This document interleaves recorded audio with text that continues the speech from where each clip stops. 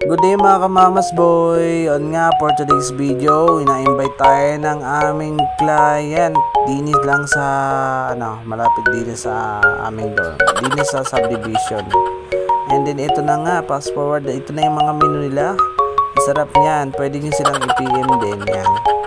Pwedeng i-PM, di ko lang sure kung basta ask ko na lang. Ayun yung mga drinks, ayan.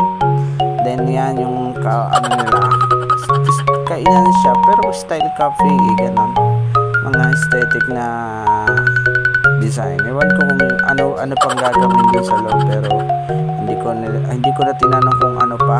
And yan nga pala yung labas. Yan, kung makikita nyo mga kamamas boy, yan, tandaan nyo yan kung mapapagala kayo din sa amin yun.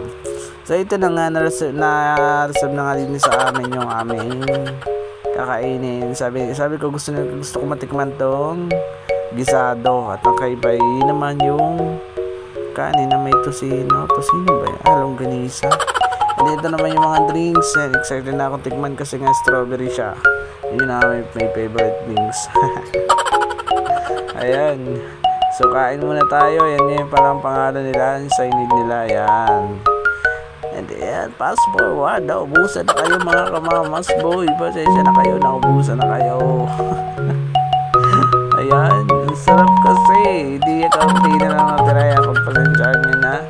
And then lang muna for today's video mga kamamas boy. Salamat sa panonood. See you for